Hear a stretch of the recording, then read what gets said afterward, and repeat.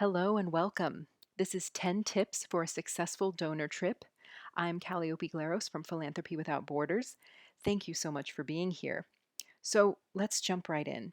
I want to start off by actually defining what a donor trip is so that we're all clear about it. Donor trips can go by many different names. Some organizations call them impact trips, mission trips, vision trips. But essentially, a donor trip is what happens when an organization's impact occurs outside of where their donors live. So the organization hosts a kind of facilitated tour to bring their donors to the site of the mission. Say an organization is working on poverty alleviation in Kenya, but their donor base is in the United States. They would want to invite their donors to Kenya to experience the mission through a donor trip. We know that there are so many benefits to having our supporters see the work firsthand. These experiences are relationship building, they are educational, they raise money, they raise awareness. They can be a really powerful way for an organization to grow and sustain their donor base. However, many organizations also struggle to make their donor trips really pay off. They might have a hard time getting enough people to sign up. They may struggle with raising money on the trip, with overburdening staff who already work so hard. Like any other fundraising initiative, there's a right way to do a donor trip, and there are many, many wrong ways. So I work with a consultancy called Philanthropy Without Borders. We help organizations design and facilitate effective revenue generating transformative donor trips. And what's interesting about our firm is that we don't just handle the logistics of a trip like a travel agent would. We actually provide strategy and fundraising support to our clients. So we provide assessments that help organizations determine if they have the donor base and the capacity to run a successful trip. We help strategize around revenue and return on investment for a trip. We help in donor recruitment and cultivation and stewardship, and even in intercultural training and guidance. That is my photo on the screen. I'm Calliope Glaros. I have a background in fundraising, and so I understand many of the struggles that you're facing. And I also, curiously enough, have a background in intercultural training.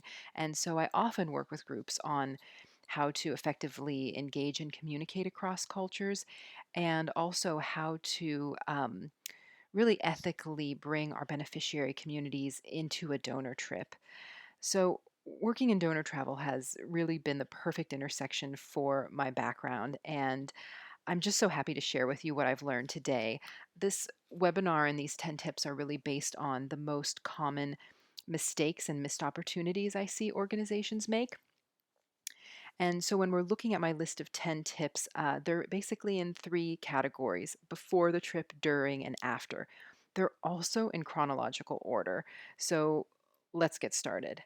We're in the category before the trip. The first tip I have, the very first thing you need to do is to decide on one clear goal for the trip.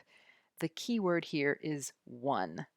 Not having a goal, not having a clear goal, or having too many goals are all ways to really set yourself up for a trip that doesn't meet the mark. I often encounter organizations that try to accomplish too many things on their trips. They want to educate board members, steward major donors, bring in new supporters, engage volunteers, all on the same trip. In my experience, when we have too many different goals, we end up achieving none of them. The goal of the trip really helps us determine everything that follows: who we want to recruit, how we prepare them, what kind of itinerary and experience we'll offer. You'll see how that plays out in some of my subsequent tips. But my point is, if we're trying to please too many stakeholders with too many competing objectives, we end up not knowing where to invest our time and our efforts. The second tip is to select the right people. So we can see how not having a clear goal would affect our ability to recruit the right people. And just so we're clear, I'm not talking about donor trips that bring in 3 to 500 people. The organizations that I work with take about 5 to 25 people to the site for each trip. So, with a small group like that, if we don't have a clear goal, how will we know whether we want to recruit travelers from our pool of major donors, whether we want to invite our new board members, whether we want to engage qualified prospects, or offer the trip to employees of corporate sponsors? Just like your annual gala, the most important part of an event is who is in the room, right? And with the success of a donor trip, the most important part is who is on that plane. So I'm going to use one example of a goal throughout my tips so that you can see how this actually works. Let's say your one goal is to raise money. There may be a built in donation into the trip fee that you charge your travelers, but you're probably also expecting your travelers to make a personal contribution beyond that. If that's the case, you need to recruit people who have the capacity and the interest in helping you achieve your financial goals. Those people will likely be from your existing donor base or prospects that you have already qualified. You want to recruit people who can help you achieve your goal. Tip three is to set the right expectations. So once you've identified the people who would make good candidates for the trip, you've gotten their confirmations that they want to attend, you need to begin setting accurate expectations. Um, I think many organizations understand setting expectations around logistics and activities and accommodations. What they often miss is setting expectations around the purpose of the trip. So, as with our example, if this is a fundraising trip, we want people to know that. I mentioned that it is typical for organizations to build a small donation into the trip fee, but we also, if we're also hoping people make another gift or increase their annual giving, we need to be clear about that up front. Some organizations actually require a financial commitment in advance of travel, and others don't. If we're not requiring financial commitment up front, but hoping it comes in later, we need to have those conversations with our travelers in advance and make sure that they're aware of our intentions around the trip.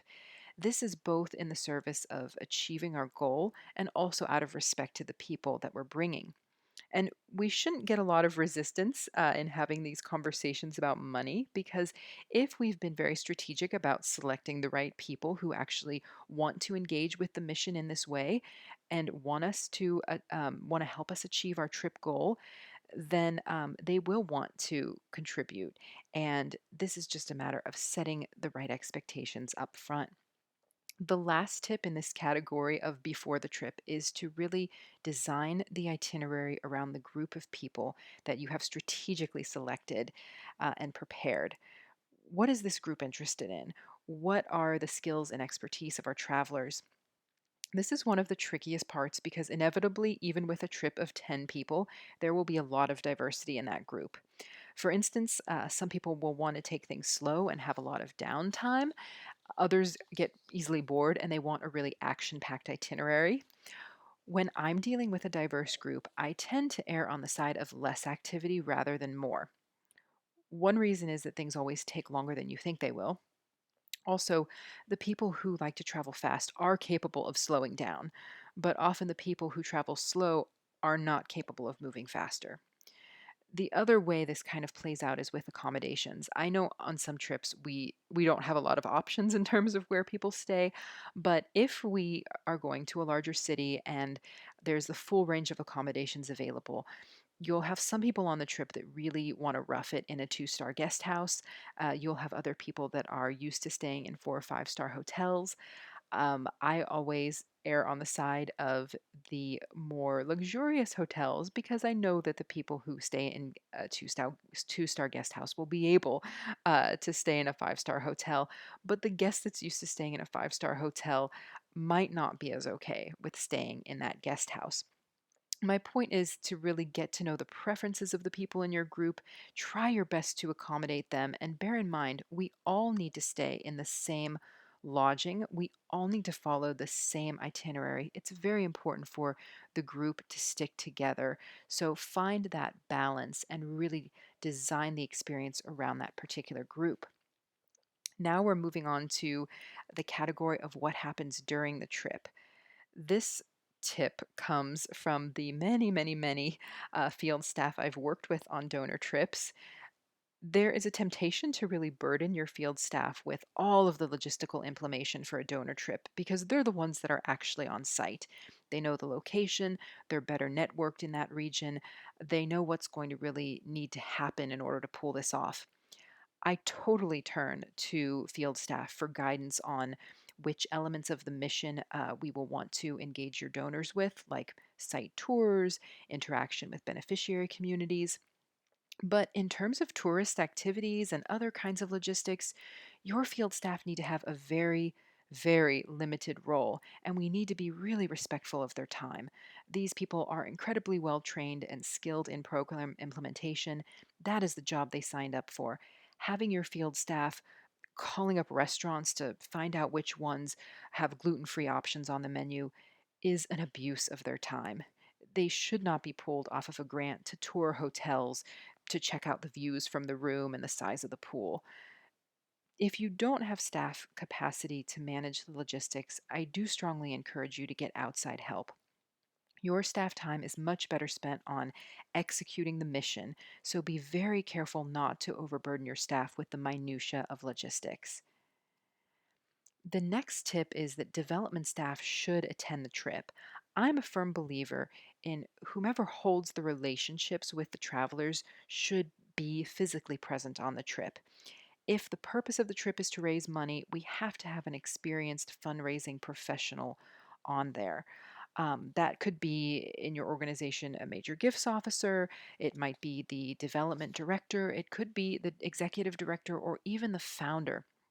This is the person who is connected with the donors that are traveling and who is comfortable with the fundraising aspect of the trip, if that is your one goal.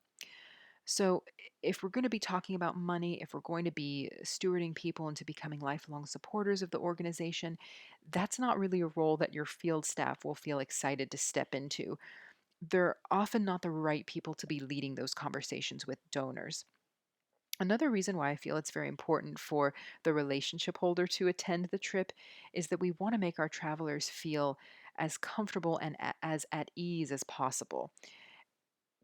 These are going to be people that your development staff have already interfaced with. So there's a degree of familiarity, and that's really important when we're going into a region where our travelers may never have been before. The next tip in this category is to be very thoughtful about the way that you involve your beneficiary communities and to follow their lead. So, all of our missions impact human communities, whether we work in humanitarian aid, environmental conservation, or wildlife preservation. Some of our donors' most memorable experiences will be their encounters with the people your organization has impacted. That's a wonderful thing. And we have to be very thoughtful about how we engage our donors with those communities.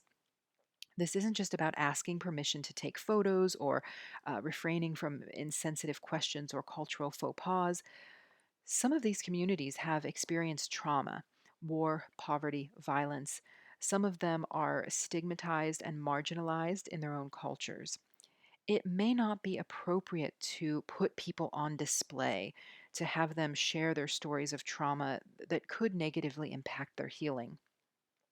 The way to go about this thoughtfully is to proactively involve your beneficiary communities in the design of the trip early on and ensure that they are only engaging with donors in the ways that they themselves deem as appropriate, helpful, and healing. Do they want to meet donors face to face? Do they want to share their stories? Do they want to open their homes and villages up for tours? The point here is not to assume that we know what our beneficiary communities want. If we're not a member of that community, if we have not had their lived experiences, we can't really be making guesses about what is in their best interests. We have to ask them and involve them early in the process and really follow their lead. The last tip in this category is to make sure that you get some one on one time with each traveler. This is especially important for fundraising trips. These trips are really about relationship building, and if the donor is ready to have a conversation about their next gift, it's a great time to have that discussion. If not, we can use this opportunity to really check in with them about the trip, to get their feedback on what has been most meaningful so far. You're really learning more about them in this process. These are things that you're going to use to help your development team in their future interactions with this donor. You're also learning more about their experience on this trip so you can really begin establishing some best practices for your organization. These conversations are also a really welcome reprieve from very long and active days in the field. Donors really appreciate having this direct access to you and a time to debrief their experience. So we're in the last category now, which is after the trip. Both of these tips here have to do with follow up. Follow up is by far the biggest missed opportunity I see. When we don't follow up after a trip, we leave a lot of money on the table, we let balls drop, we lose connections, we fail to maintain the relationships that we worked so hard to build. I understand that after a donor trip, you've been out of the office for 10 days or 2 weeks. The work is piled up, and it can be really tempting to move right on to the next project. But it is so critical that you follow up immediately. Sending an email a month later to your travelers really sends the message that they're pretty low on your priority list. It's also very important to reach out to each traveler individually. Remember, I said most of the organizations I work with are taking between 5 and 25 people. You have time to follow up with 25 people. So sending, a mass email out to everyone, it just says, I don't really have time for you. And that's not the message that we want to give people. So when you're following up with them, whether it's through email or phone, you're not just thanking them. You can also be checking on the status of a gift. You could be asking for more feedback on the trip. You could share some curated footage and photos that you've taken on the trip.